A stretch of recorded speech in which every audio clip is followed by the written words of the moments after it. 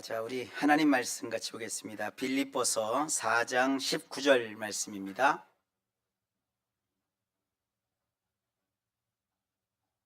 빌립보서 4장 19절 말씀 우리 함께 합독합니다. 시작. 나의 하나님이 그리스도 예수 안에서 영광 가운데 그 풍성한 대로 너의 모든 쓸 것을 채우시리라. 아멘. 기도합니다. 하나님 감사합니다. 오늘도 우리에게 말씀하옵소서. 예수님 이름으로 기도하옵나이다. 아멘. 저는 오늘 빌립보서 4장 19절 말씀을 본문으로 해서 세상 사는 동안 누리는 세 가지 유익이라는 제목으로 하나님 말씀을 함께 살피려고 합니다. 우리가 교회에 다니고 또 예수님을 믿는 이유가 단지 죽어서 천국에 가기 위해서만은 아닙니다. 천국 가는 것이 우리의 목표라면 예수 믿고 세상에 살면서 죄 짓지 않고 그냥 죽어서 바로 천국 가는 게 제일 좋죠. 근데 그게 아니거든요. 하나님을 믿어 구원함을 받아 장래에 우리가 천국에 들어간다는 이 소망은 정말로 중요한 우리 기독교 신앙의 핵심 가치이고 또 신앙입니다. 하지만 우리에게 베풀어 주시는 하나님의 은혜로 우리는 지금 이 땅을 살아가는 현실 속에서도 실질적으로 하나님 나라에 소속한 하늘 백성으로서 많은 좋은 것을 경험하게 됩니다. 우리가 경험할 수 있는 그 많은 유익들 가운데 저는 그것을 한 세 가지 정도로 이 시간에 맞춰서 정리해 가지고 우리 성도님들에게 알려드리려고 합니다. 예수를 구주와 주님으로 믿는 우리에게 세상을 사는 동안에 정말 하나님이 실감할 수 있도록 보여주시고 느끼게 하시고 경험하게 하는 세 가지 유익이 무엇일까?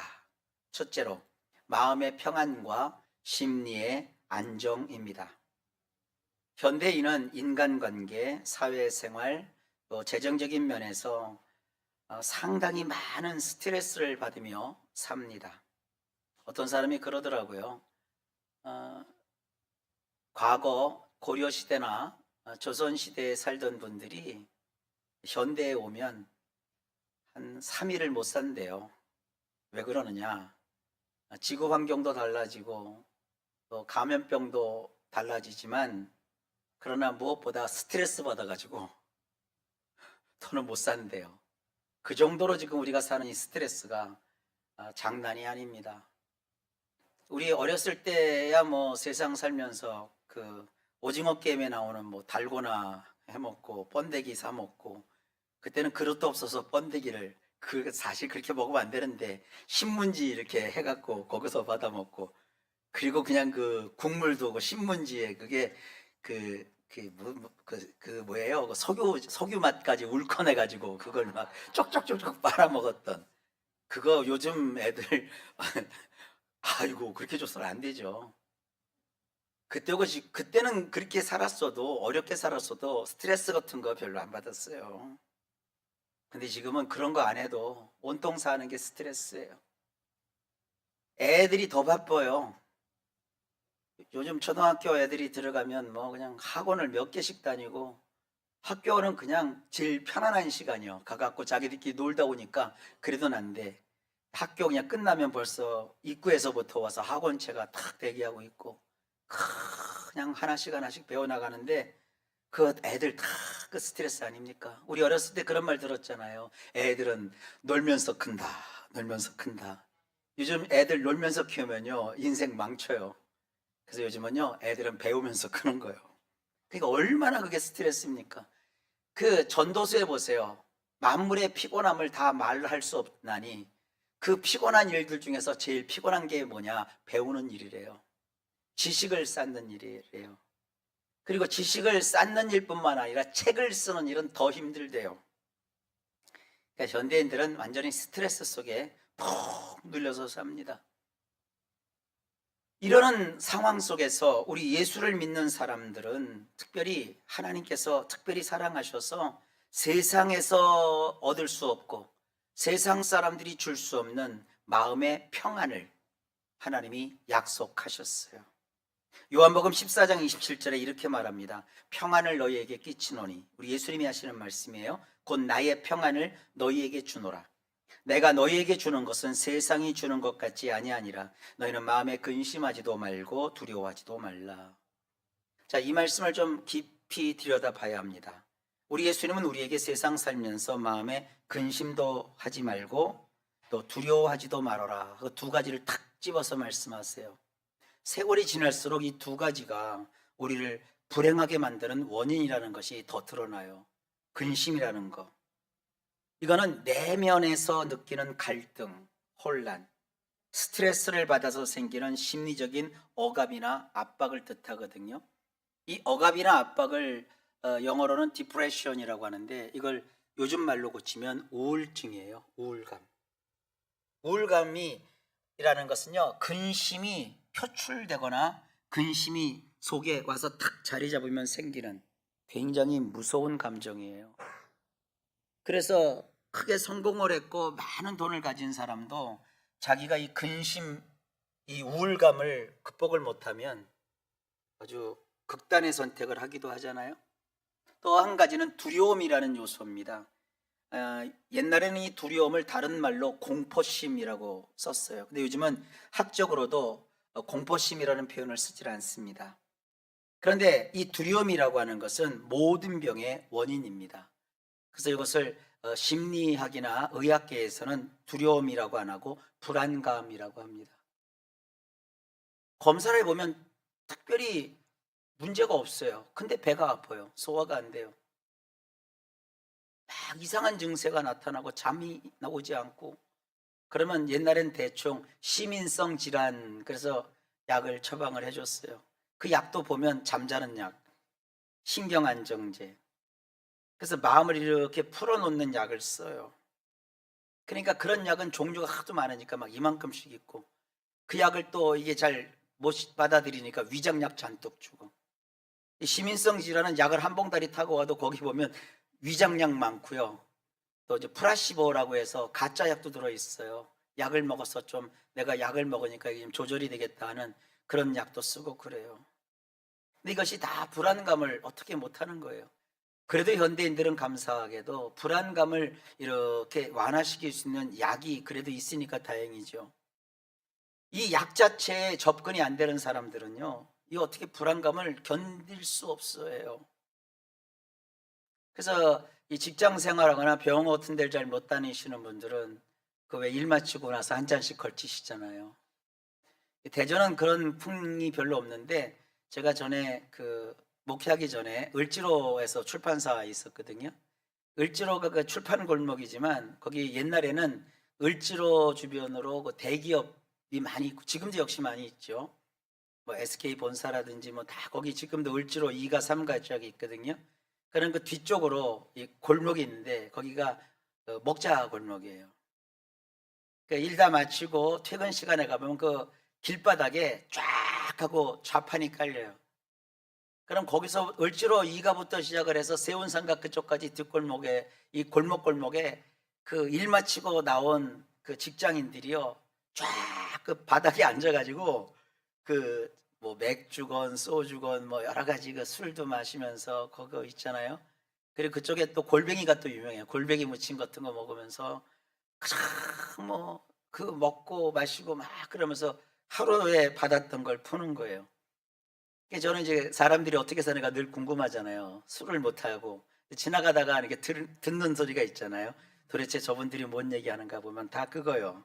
제일 많은 게 직장 상사 욕하는 거. 그리고 내가 이게 직장 생활하면서 뭐 화딱지난 거, 하루 종일 있었던 거. 그게 실제 생활에서는 적용이 안 되는 거예요. 직장 생활하다가 자기 상사가 마음에 안 든다고 들이받았다가 뭐 사표 쓰는 거죠. 그러니까 그걸 못하고 그냥 자기들끼리 다 일 마치고 나서 두런두런 얘기하는 건데, 그게 불안감을 해소하는 거거든요. 그거라도 안 하면 이게 안 풀리니까요.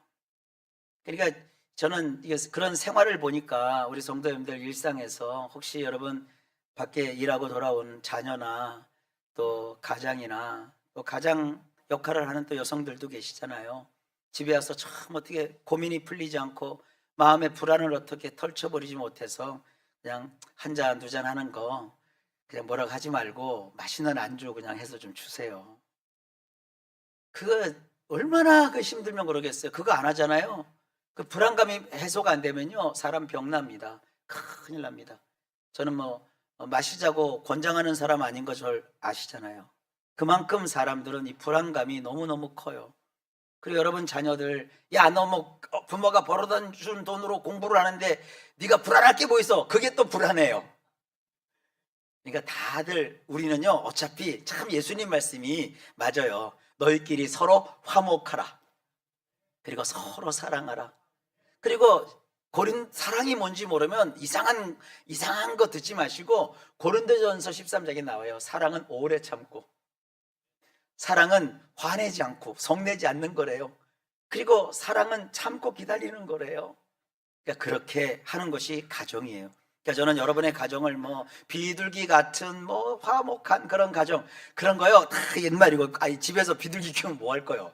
요즘 비둘기는 해줘요, 해줘. 비둘기 밥 주면 요즘 법에 걸려요.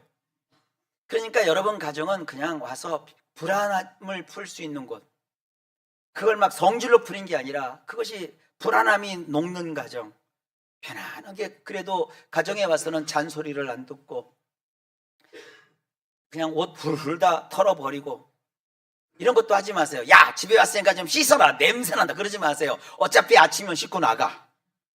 그냥 편안하게 와서 잘 왔니? 오늘 수고했다, 그 정도.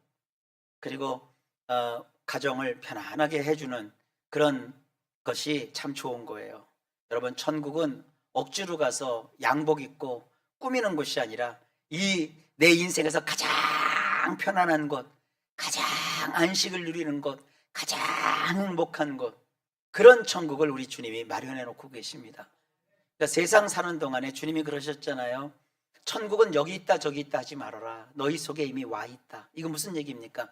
정말 완전한 100% 완벽한 천국에 가기 전까지 적어도 우리 마음속에 그 천국을 경험할 수 있도록 하나님이신 예수님이 해주시는 거예요. 그러니까 여러분 마음의 평안을 얻으십시오. 그래서 이 근심과 두려움이 우리 일생을 행복하게 살아가는데 우리가 잘 극복하고 해결해야 될 부분입니다. 우울감, 그리고 불안감. 이런 상황에서 우리 예수님은 우리에게 무엇보다 평안을 끼친다고 말씀을 하세요. 우리 성경에 평안을 끼치노니라고 번역을 했는데, 이 끼친다는 번역 참 좋은 번역이에요. 이게 이런 뜻입니다. 평안이라는 그 영향권 안에, 우리가 세상을 사는 동안에 우리에게 영향권 안에 우리를 두신다는 뜻이에요. 개별로 떼어놓고 보면 그 사건이나 그 일이나 그 상황이 불안이고 초조고 스트레스고 혼란이고 갈등이고 문제인데, 전체적인 맥락에서 보면 평안이라는 영향권 아래 놓여 있게 해주신다는 말씀이에요. 순간순간마다 평안해, 평안해, 샬롬, 샬롬, 아주 나는 행복해, 그런 게 아니라 내가 지금 현재 불안하기도 하고 초조하기도 하고 스트레스를 받아서 막 터지기 직전이기도 하고 어떻게 할 줄 몰라서 막 혼란스럽고 갈등이 막 뒤범벅돼서 어쩔 줄을 모르는 그 상황이지만, 예수님은 나를 그런 불행과 악함 속에 집어넣은 게 아니라 평안이라는 영향권 속에 나를 두신다는 거예요. 내가 그런 평화스러운 가정, 평안한 인생, 평안한 그런 분위기를 만든다는 것이 아니라, 이건 자연현상과 비슷한 거예요. 우리가 외출할 때 제일 먼저 확인하는 게 하루 날씨잖아요. 여러분 그런 표현을 안 쓰지만 옛날에 그 직접 그려서 날씨 설명했던 그 김동완 통방관 같으면 그거 참 재밌었어요. 백지에다가 이렇게 그려갖고 고기압이 형성됐고 저기압이 형성됐고 뭐 기압골이 어떻고 막 그러면서 결과는 뭐요? 내일 비 오니까 우산 챙겨 나가라, 그 얘기고 내일은 비 안 오니까 그냥 소풍 가라, 그런 얘기요. 근데 그걸 막 뭐 고기압 뭐 저기압 뭐 장마권 뭐 그 얘기를 하는데, 결국은 내일 날씨가 안 좋으니까 미리 준비하시고 내일은 날씨가 좋으니까 편안하게 나들이 하시고 일하십시오, 그 얘기를 하는 거예요. 지금도 마찬가지예요. 여러분 요즘은 뭐 텔레비 같은 거 안 보고 휴대폰으로 정보를 확인하잖아요. 그래서 내일 날씨가 어떻다, 기온이 어떻다, 다 그거 가지고 하루를 살아가잖아요. 자연현상에 따라 고기압, 저기압 이런 것을 통해 기후대가 형성되는 것처럼 우리 주 예수님께서는 우리가 삶을 사는 이 삶의 정황 속에 평안이라는 영양권을 조성해 놓으셔서 우리를 그 평안이라는 영양권 안에서 삶을 살도록 거기다가 놓아 두시겠다는 얘기예요. 주님은 그런 평안의 영양권 안에 들어가 있는 우리에게, 그리고 한 걸음 더 나가서 직접 평안을 우리 각자에게 일일이 나눠 주시겠다면서 이렇게 말합니다. 평안을 너희에게 끼치노니 곧 나의 평안을 너희에게 주노라. 그래서 그 평안을 선물처럼 받게 하신대요. 이것은 그러면서 세상이 너희에게 줄 수 없는 것이라고 얘기했어요. 그러니까 예수 안 믿으면요, 이 평안을 받아 누릴 수가 없어요. 예수 안 믿는 사람이 뭐 세상이 불안하다, 세상 못 살겠다, 그러면 거기에 동의할 필요 없어요. 어떻게 돼서 세상이 전쟁이 터져도, 막 지진이 일어나고 땅이 막 무너져 내리고 하늘이 막 그냥 다 쪼개졌다 할지라도 우리는 예수 안에 있으므로 하나님의 평안의 영향권 안에 있다. 그 믿음을 가지라고 주님이 말씀하신 거예요. 이럴 때 우리가 해야 될 일은 어떤 상황에서도 나는 평안의 영향권 아래 있다는 사실을 확신하고 나의 마음을 놓치거나 헝그러뜨리지 않도록 내 마음을 지키는 일이에요. 그래서 무엇보다 너희는 너의 마음을 지키라고 성경이 말하고 있거든요.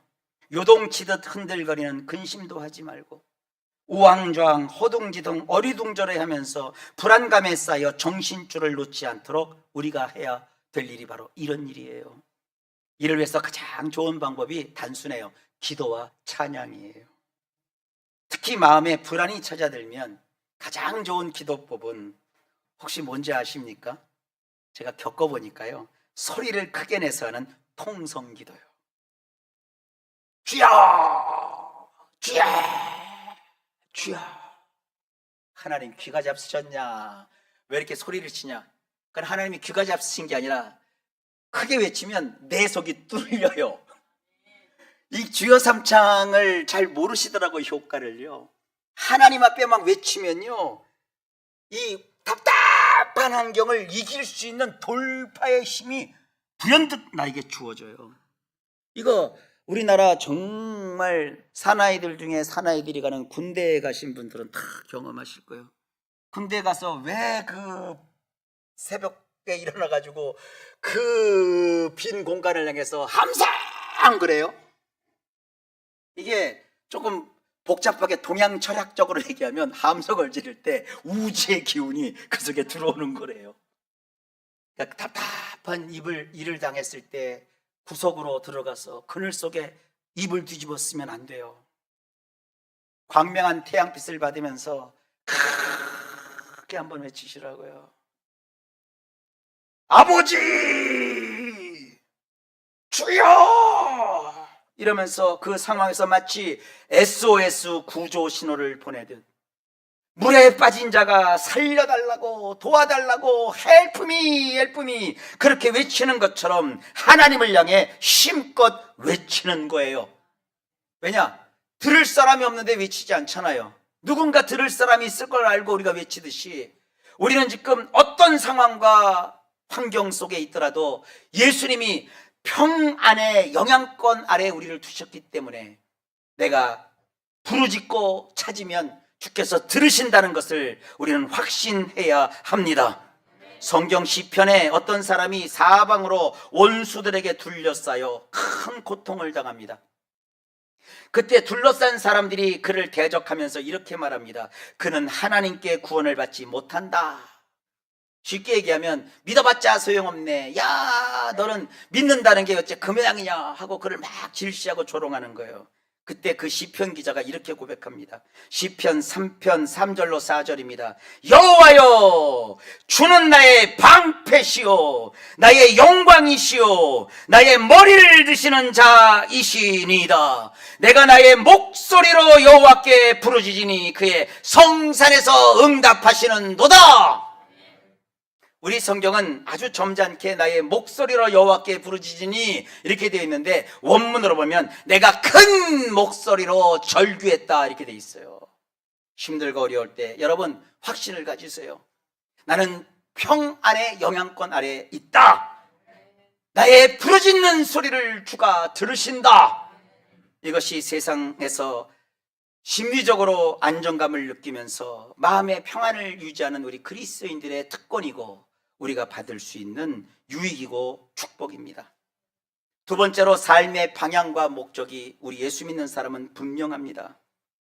세상 사람들은 잘 사는 것이 뭐냐? 그러니까 돈 많이 버는 거예요. 행복한 게 뭐냐? 자기가 하고 싶은 거 마음껏 하고 사는 거래요. 근데 우리는 그렇게 얘기하지 않습니다. 예수를 믿는 사람은 단순히 물질적 성공이나 사회적 지위에 얽매이지 않고 하나님이 주신 삶의 목적을 깨닫고 사는 사람들이에요. 우리 예수 믿는 사람들은요, 사는 방식도 다르고 사는 집도 다르고 자라온 인생의 과정도 다 제각각이에요. 그렇지만 예수를 믿는 사람의 삶의 목적은 다 일치하게 같아요. 그게 뭐냐? 하나님을 영화롭게 해드리는 거예요. 예수 믿는 사람들의 사는 삶의 방향은 이렇습니다. 서로 사랑하고 일상에서 크고 작은 모든 일에서 내 뜻이 아니라 하나님의 뜻을 앞세워 그 뜻을 이루는 삶을 살아요. 나는 살다가 죽고 싶다고 죽는 것이 내 뜻이라고 고집하지 않아요. 나는 지금 죽을 수밖에 없고 죽고만 싶은데 하나님이 나를 죽게 하는 것을 뜻으로 품지 않았어요. 그래서 나는 못 죽어요. 나는 죽음을 선택하고 싶지만 그것은 내가 가는 방향이 아니라 나는 거기로 안 가요. 고린도전서 10장 31절에 이렇게 말합니다. 그런즉 너희가 먹든지 마시든지 무엇을 하든지 다 하나님의 영광을 위하여 하라. 이 말씀에 따르면 우리의 사소한 일상의 습관조차 다 하나님의 영광이 되도록 힘쓰라는 섬세한 부분에 이르기까지 순종하는 삶을 살라는 명령입니다. 이 성경이요 참 치사할 정도로 이것까지 얘기해요. 마시는 음료, 이것도 하나님의 영광이 되는지 따지고 마시라는 거예요. 내 입맛이 아니라 내 입맛은 아무리 그것이 끌려도 하나님이 원하지 않으면 그쪽으로는 내가 입맛을 키우지 않는 거예요. 하나님이 원하시는 그 음료를 마셔야 된다고 그랬고요. 먹는 것조차도 내가 좋아하는 걸 먹는 게 아니라 하나님의 영광을 따져야 한다고 성경이 알려줘요. 그러니까 신앙이 쉽지가 않아요. 내 몸은 내 것이 아니에요. 내 몸을 잘 돌보고 건강을 유지하려고 노력하는 것도 우리 신앙인이 힘써야 될 일종의 사명입니다. 여러분 건강하게 살고 건강 돌보는 거 그거 사명이에요. 건강하셔야 돼요. 병으로 인해서 내 인생이 괴롭고 힘드는 거 하나님 그거 원치 않으세요. 병에서 회복하셔야 돼요. 멀리 가서 선교하고 전도하고 봉사하는 것만큼 중요한 것이 나 자신을 잘 관리하는 자기 관리입니다. 하나님의 성령이 거하시는 이 성전인 내 몸을 건강하게 하려고 내가 사는 방 청소도 하고, 방 청소를 매일 하라는 얘기는 아니에요. 그래도 청결한 곳에 사는 것이 훨씬 낫지요. 어떤 사람이 그 먼지를 이렇게 사진을 찍어갖고 그게 뭐 그 현미경 같은 걸로 찍어놓으니까 먼지 속에 별게 다 다니더라고. 먼지가 그게 죽어 있는 게 아니고 생명체가 다니더라고요. 그 먼지를 막 다 우리가 들여 마시고 살면 얼마나 건강에 해롭겠어요. 오늘 교회 마치고 여러분 집에 가면 서로 시키지 말고 각자 방은 좀 청소도 좀 하고 청결하게도 좀 하고, 이게 다 신앙의 관계가 돼 있는 거예요. 또 술에 임박이지 않도록 하고, 성경은 뭐 술에 대해서 먹고 마시고 그 별 관심이 없어요. 근데 이건 관심이 있어요. 술에 임박이지 말래요. 술에 임박이지 말라는 것은 뭐냐면 술을 위안으로 삼지 말라. 술 아니면 못 살겠다 그런 사람들이 참 많아요. 어떤 사람은 너무 어려우니까 이 술이라도 없으면 내가 어떻게 사냐, 이런 지경까지 가지 말라 이거예요. 술에 임박이지 않도록 내가 자기를 잘 관리하는 거, 그것 또한 경건의 모습이에요. 약물로 자기 자신을 함부로 망가뜨리지 않도록 약물 남용하는 거. 잠을 못 이루어요? 자도 잠거 같지 않아요? 그럴 경우에는 의사들이 그러더라고요. 병원에 찾아가서 의사한테 잠을 잘 수 있는 약을 처방을 받으래요. 옛날에는 뭐 수면제만 생각했는데 그거 말고 뭐 수면 유도제도 있고 신경 안정제도 있고 마음의 평안함을 주는 그 약들이 요즘 굉장히 많잖아요. 근데 내 몸에 맞는 약을 처방받아서 잠을 그래도 일정 수준으로 푹 자는 것이 건강에 좋대요. 근데 거기까지는 좋은데 이게 지나쳐서 약 없으면 또 못 잘 정도로 잘못 관리하면 안 되는 거예요. 이거 신앙생활하는 게 그래서 쉽지 않아요. 혹시 약 없으면 못 잔다 그런 분들 계시면 하나님 이걸 어떻게 해결해야 되나요? 지혜를 주시고 나를 붙잡아 주셔서 약 없어도 잘 잘 수 있도록 도와주세요. 성경에 있어요. 사랑하는 자에게 잠을 주시느니라. 근데 살다 보면 너무 사랑하셔 하나님이. 시도 때도 없이 막 자는 것도 사실은 문제가 있지만 이 시도 때도 없이 아예 잠이 안 오는 것도 큰 어려움입니다. 그러니까 우리 몸을 잘 관리해서 잠도 적당하게 자고 생활에 지장이 없도록 나를 관리하는 거, 이것이 다 너희가 먹든지 마시든지 무엇을 하든지 다 하나님의 영광을 위해서 하라라는 말씀 속에 담겨 있어요. 그러니까 일상생활에 그 관리하는 것은요, 바로 우리가 힘써야 될 경건한 생활의 모습이에요. 사람들은 경건하게 사는 것을 그저 성경만이 읽고 기도 많이 하고 전도 많이 하는 것으로 여기지만 그런 것 못지않게 먹고 마시는 것, 그리고 일상에서 무언가를 하는 것, 그 모든 일이 다 하나님의 영광을 위해서 해야 하는 것, 그것이 경건입니다.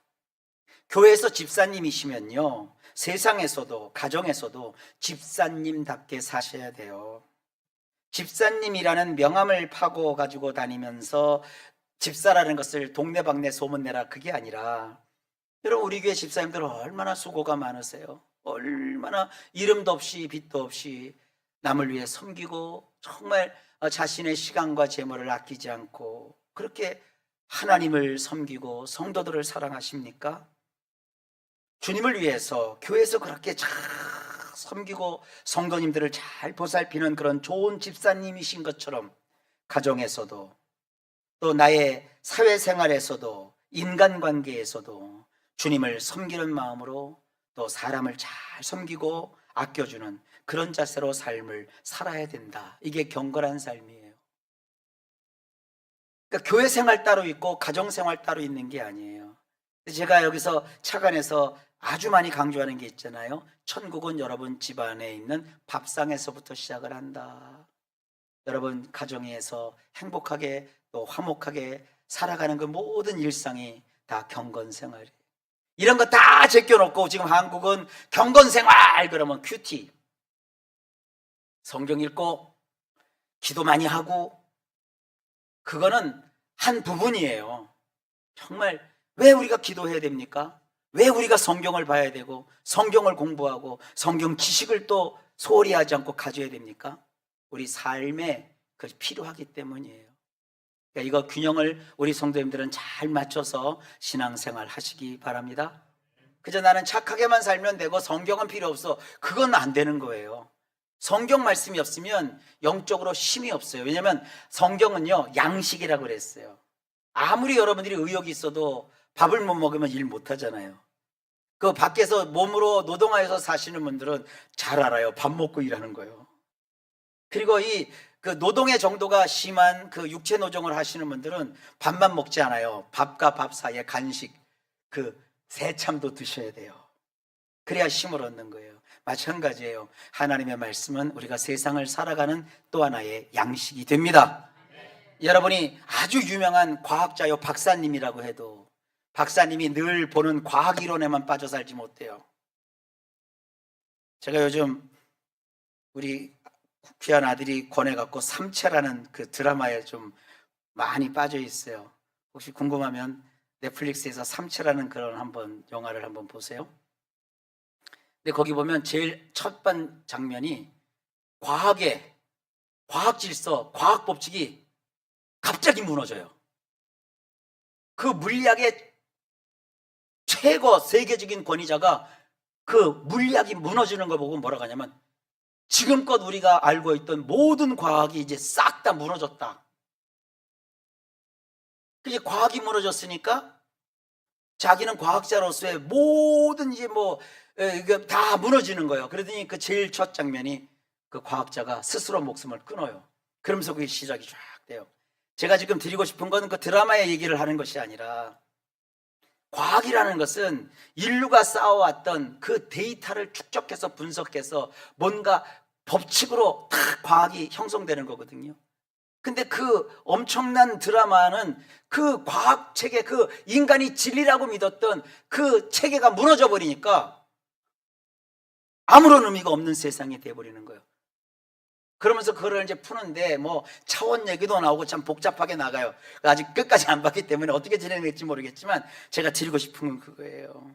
아무리 대단한 과학자라고 할지라도 자기가 그것이 옳다라고 믿었던 것이 어느 순간 꺾이거나 무너지면 자기 삶이 무너져 내리는 거예요. 그러니까 여러분 인생은 여러분이 계획한 대로 되는 게 아니에요. 이 말씀에 힘을 얻어야 이길 힘을 얻는 거예요. 사업을 하는 분도 말씀을 가까이 하세요. 공부하는 분도 이 말씀을 가까이 하세요. 대학에 붙어서 새로운 인생을 펼쳐나갈 자들도 이 말씀을 가지고 시작을 하세요. 또 인생의 큰 시험과 어려움을 겪어서 어떻게 할지를 모를 방향을 잃어버린 자도 말씀을 붙들고 시작을 해보세요. 말씀으로 하나님은 우리를 다시 일으켜 세워 주십니다. 그래서 삶의 방향과 목적이 분명한 우리는 삶을 사는 태도를 어떻게 가져야 되느냐? 긍정적으로 가져야 돼요. 적극적으로 가져야 돼요. 창조적으로 가져야 돼요. 그러니까 할 수 없다가 아니라 하나님이 나와 함께 하시니까 할 수 있다, 한번 해보자, 나는 하면 된다, 이런 자세로 나에게 맡겨진 이 인생을 사는 거예요. 아무리 칠흑같이 어두운 현실 속에 나 혼자 내동댕이 쳐진 인생 같은 고독한 마음이 든다 할지라도 결코 나는 무너져 내리지 않아야 되는 거예요. 왜냐? 그럴 때마다 도리어 우리는 이런 하나님의 말씀을 단단히 붙들고 앞을 향하여 전진해야 됩니다. 예레미야 29장 11절에 말씀합니다. 여호와의 말씀이니라. 너희를 향한 나의 생각을 내가 아나니 평안이요 재앙이 아니니라. 너희에게 미래와 희망을 주는 것이니라. 이 대목을 우리 성경으로 봐도 힘이 되지만 영어 성경은 좀 더 적극적이고 긍정적이고 창조적인 단어로 이 구절을 번역을 했어요. 제가 이 영어 구절을 이렇게 화면으로 띄워서 조금 쉽게 이해할 수 있도록 조금 번안해서 풀어서 말씀드릴 테니까 이 영어가 되시는 분들은 쭉 들으면서 한번 이해를 해보세요. 내가 내 이름 여호와를 걸고 내 생각을 분명히 밝힌다. I know the plans예요. 나는 너를 위한 여러 가지 계획을 가지고 있단다. 너를 형통하게 할 계획들이란다. 너를 해롭게 하는 계획은 없단다. 너에게 소망을 주고 미래가 있는 그런 계획들을 가지고 있단다. 영어 보면 그 맨 마지막에 future, 미래라고 되어 있는 거기에 더가 정관사 더가 아니라 부정관사 어가 붙어 있어요. 그러니까 미래는 딱 정해져 있는 게 아니에요. future예요. 우리 각자마다 나름의 미래가 다 있어요. 그 나름의 미래에 대한 계획을 하나님이 다 가지고 계신데요. 너를 내가 형통할 계획들을 내가 갖고 있단다. 그리고 너를 해롭게 할 계획은 내가 아예 없단다. 이것이 우리를 향한 하나님의 뜻이란 말이에요. 그러니까 여러분, 하나님 앞에서 안 된다, 못한다 하지 마시고 주님 나와 함께 하시오니 믿는 자에게 능치 못할 일이 없다. 할 수 있거든이 무슨 말이냐? 믿는 자에게는 능치 못할 것이 없다. 내가 예수 그리스도 안에서 나에게 능력 주시는 자 안에서 내가 모든 것을 할 수 있다 그랬어요. 이건 내가 막 슈퍼맨이 된다, 원더우먼이 된다 그런 뜻이 아니에요. 내가 가난한 것에 처할 줄도 알고 부한 것에 처할 줄도 안돼요. 여러분 지금 어떤 상황에 있습니까? 하는 일이 잘 되십니까? 막 연초부터 계획했던 대로 막 수익이 막 발생을 하고 막 거래처가 형성이 되고, 그것도 잘 하실 수 있는 능력을 하나님이 주실 거예요. 근데 계획한 것이 자꾸 어그러진 것 같고 조금 뭐가 안 되는 것 같고 내가 이 상황을 어떻게 해야 되는가 그런 어려움이 있다고 해도 능력을 주시기 때문에 거기서 잘 헤쳐나가서 다시 분연히 일어날 수 있도록 하나님이 도와주신다는 거예요. 그러니까 여러분 마음속에 나를 아시는 하나님은 좋은 계획을 가지고 계시니 나는 예수 안에서 할 수 있고 나는 예수 안에서 하면 되고 나는 예수 안에서 좋은 일이 일어난다. 이 믿음을 가지고 세상을 살아가십니다. 세 번째로 하나님을 믿는 사람에게는 늘 세상 살 때 하나님의 돌보심과 도움이 있다는 사실을 아셔야 돼요. 예수님을 믿는 사람은 어려움 속에서도 하나님의 돌보심과 공급을 경험합니다. 기도와 믿음을 통해서 필요한 힘과 지혜를 얻고 하나님의 보호를 받으면서 우리는 세상을 삽니다. 저는 매일 이 빌립보서 4장 19절 말씀을 붙들고 기도를 해요. 그래서 우리 성도님들이 올 한 해 살면서 빌립보서 4장 19절을 저처럼 붙들면서 기도하시면 좋겠어요. 나의 하나님이 그리스도 예수 안에서 영광 가운데 그 풍성한 대로 너의 모든 것을 채우시리라. 이걸 분석하면 이렇습니다. 하나님은 나의 하나님이에요. 너의 하나님이 아니라 나의 하나님이에요. 근데 그 나의 하나님은 어떤 하나님이냐? 나의 필요를 다 채워주시는 하나님이에요. 너의 쓸 것을 채우신다고 우리는 성경은 번역하고 있는데 내 필요를 채워주시는 하나님. 그런데 그 필요를 어떻게 채우시느냐? 그리스도 예수 안에서 그 채워주시는 일을 한대요. 난 지금 누굴 믿어요? 예수를 믿잖아요. 새벽이고 아침이고 저녁이고 제가 기도할 때마다 나는 예수님을 믿습니다. 믿는다는 건 내가 예수님 안에 있는 겁니다.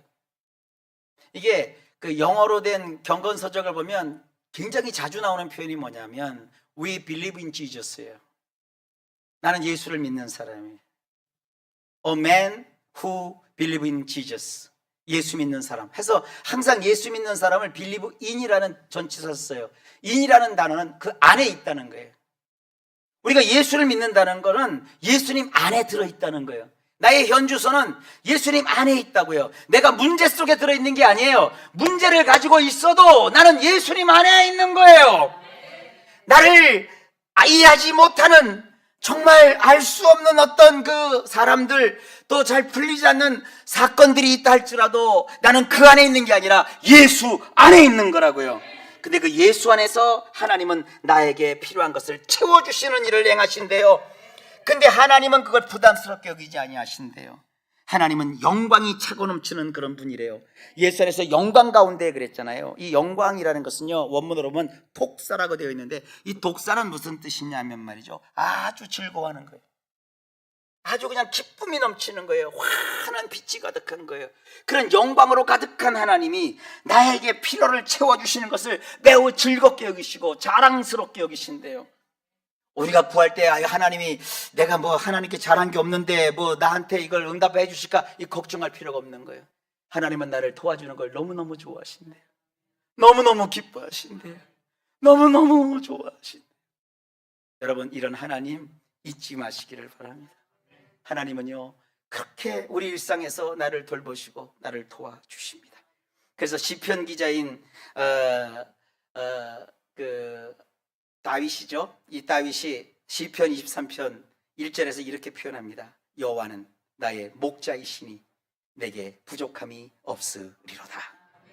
여러분, 이 복은 단순히 미래에 들어갈 천국에만 국한되지 않습니다. 지금 이 땅을 살아가는 동안에도 우리가 현실에서 경험할 수 있는 하나님의 은혜입니다. 올 한 해 살면서 마음의 평안과 심리적인 안정을 하나님이 나에게 주시고 내가 살아갈 인생의 방향과 목적을 분명하게 날마다 떠오르게 하시고 일상에서 내가 살아가는 날 동안 내 곁에서 잠시도 떠나지 아니하시고 나를 돌보시고 나를 도와주실 겁니다. 이런 하나님의 큰 은혜와 사랑 속에 우리 모든 성도님들 큰 복으로 행복한 나날 이루시길 예수님의 이름으로 축복합니다. 기도합니다. 하나님 감사합니다. 하나님을 생각할 때 참 감사하고 하나님을 생각할 때 정말 좋으신 하나님 찬양이 절로 납니다. 천부이신 하나님, 우리가 힘들고 어려울 때 우리가 두 손 들고 주님을 바라볼 때마다 오냐 내가 너기 있다, 내가 너와 함께 한다라고 말씀하시면서 우리를 새롭게 하시는 은혜를 조금도 멈추지 아니하시고 계속하여 베풀어 주옵소서. 예수님 이름으로 간절히 기도하옵나이다. 아멘.